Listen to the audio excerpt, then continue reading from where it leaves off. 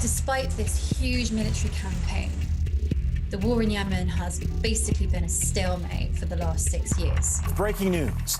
In a major escalation in tensions between the U.S. and Iran, the top Iranian general has been killed in an airstrike while leaving the Baghdad airport. In the suburbs of Kharkiv, the Russian advance has ground to a halt. And in a gruesome display of grit and intent, we were taken to see the bodies of 5 dead Russian servicemen. A launch in slow motion.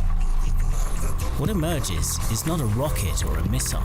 It has wings that are beginning to unfold just before the video cuts away.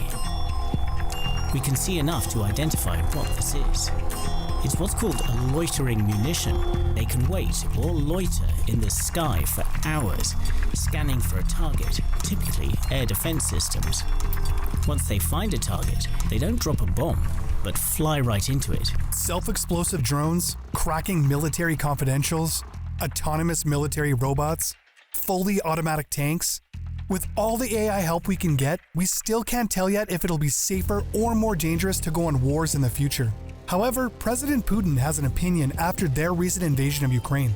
The Kremlin leader gave a patriotic pep talk to his people about events in Ukraine.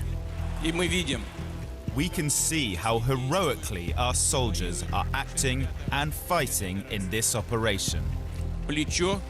Shoulder to shoulder, they help and support one another. But what happens to Russia? So why are wars necessary for all you optimists out there? Well, self-preservation, my friends, is the real culprit. Every living being recognizes it as a primal need for their existence, an uncompromisable instinct for which some even justify going to war and causing mass destruction. And human beings are no different. Are we now? Seeing as there has been a massive history on the subject of war, and if anything, we've only gotten better at playing it out. From stones and spears to heavy use of gunpowder in the air, evolving hasn't stopped, especially after the technological revolution we're witnessing now at an exponential rate. So yes, we're now about to introduce autonomous technology, or AI, to play a smarter game of war whenever we're pissed off at each other. So how does AI, weapons or otherwise, really integrate into warfare and change its course? To answer every exciting detail of this question, stay tuned to the end of the video. But before we start, for everyone who's new to our channel, hello and welcome to Robot Future, where we fill you in on every thrilling discovery and mind-blowing insights in the world of robots, AIs, and future technology. So consider subscribing and hitting the bell notification for a ton of exciting robot content coming your way. Now, without further ado, let's get into the video. So, during the growth of our population over the course of our evolution, we saw numerous changes. Some of us got different DNA mutations, different genetic structures. Most importantly, we acquired some good amount of brains in our journey to the 21st century. See, humans weren't always good at waging wars and raising hell for the sake of payback. Sure enough that with some heavy bug fixing, we've crawled out of the shadows of the Stone Age, where the first weapons in the history of wars were no more than just stones, some spears fashioned out of wood or anything sharp, and arrows. Fast forward to the Middle Ages, where metals were discovered and humans came up with defensive warfare equipment like shields, chain armor, helmets, and so forth. Also, attacking weapons included the making of swords, steel arrows and spearheads, catapults, etc. While in these ages, we sapiens, we're also getting good at improvising smarter plans in war, like creating distractions, deceptions, creating barriers like digging trenches for safety, sending spies and all that stuff. Still at that point, killing at a grand scale was mostly manual, as in short range like one-on-one encounters, except for arrow showers. Finally, moving on to the modern ages, where the war is taken to a whole new level with the addition of explosives and firearms. But how does the outcome change from these innovations? Well, between a faster elimination of the human population and destroying the planet's atmosphere through chemical emissions, let's just say we shouldn't really be proud of these advancements. Especially after the atomic bombings in Japan and Tokyo, all there is to say in defense is that it's effective in defending oneself using a threat of collateral damage, but otherwise, it's straight up genocide-orientated technology we've got here. And now, AI will be the cherry on top, making the tactics of war charged by a superhuman and limitless intelligence and war efficiency, just like an article by VentureBeat also gathered in the following words. Kai-Fu Lee, it would seem, rightly predicted that AI would be the third revolution in warfare, after gunpowder and nuclear weapons. Autonomous weapons are one aspect, but AI also has the potential to scale data analysis, misinformation, and content curation beyond what was possible in major conflicts historically. So how close are we to having AIs take over some of our crucial warfare activities? Quite close, actually, seeing how the current war between Russia and Ukraine has already had AI lending a hand to both sides. In what ways, you might be thinking? So there's essentially only two strategies in a war. One covers defense and the other is offense, which are both only just fancy terms for how good a country is at raising some hell for the other, while sustaining the least possible damage from the opponents. But while our scientists are playing around testing just how far AI could be helping us, let's walk through the AI technology that the recent wars have already used. So let's talk about the current war going on between Russia and Ukraine. Here, both sides have used their versions of AI weapons, mainly drones. An article by Fortune raised the details of the kinds of AI-infused weapons both countries have been using, which it highlighted through these words. Already, Ukraine has been using the Turkish-made TB2 drone, which can take off, land, and cruise autonomously, although it still relies on a human operator to decide when to drop the laser-guided bombs it carries. The drone can also use lasers to guide artillery strikes.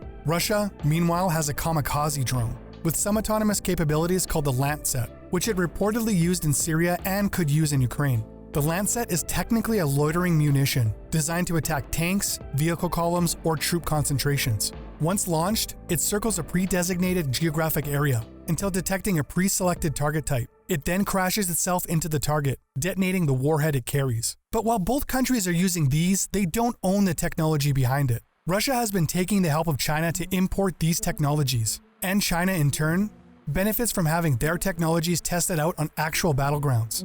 Call it a necessary evil, but these technologies need to be tested, and the best way for that is to test them under real-time warfare. That was also the case in the war between Azerbaijan and Armenia not too long ago, when among the first few self-detonating drones, called loitering munitions, were tested on the field. Azerbaijan won the war after having this technology by its side. Russian President Putin gave the same testimony about their use of this technology. Now, as AI helps with both defensive and offensive warfare tactics, more and more countries are racing to stock themselves with AI-powered defense and offense systems. Because if you think about it, even if a few countries gain autonomous weapons and get the advantage of a far better threat identification than humanly possible, then you don't stand a chance in case of any conflict. That means all your attacks will be dodged, while their attacks will be super efficient and almost impossible to counter with existing technologies.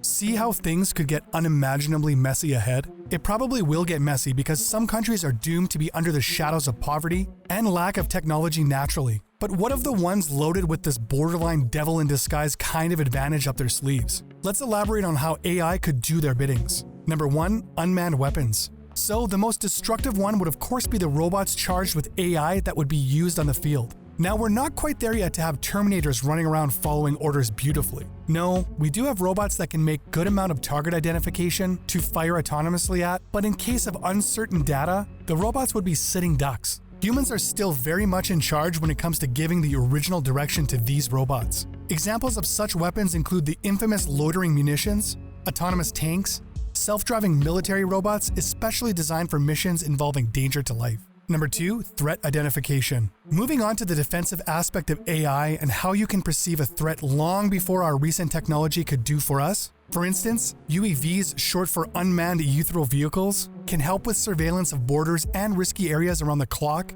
to provide valuable insight and threat foresight. It's like security cameras, except that you could literally have them as your eyes and ears everywhere you feel necessary. Number 3, cyber warfare. Now onto the part where AI will really use its original field of work. Cyber expertise, that is to say. We're all aware by now how all our data is stored from social interactions and profiles on the internet. We're all well accustomed to us being violated on privacy too, at times when, say, our camera is left open on a Zoom meet. But all this data on a grand scale can also fall into the wrong hands. How so? Well, our AI counterparts are quite capable of figuring out how to break into sensitive data to analyze and make better battle plans according to the community's events. So yes, for all of you wondering if AI would help reveal military secrets and a country's citizen data, it'll probably happen sooner now rather than later. Now, the how is more interesting than the when. Russia has already made use of this kind of AI where they managed to make use of some destructive softwares, as the article by VentureBeat sheds some insight on the matter, explaining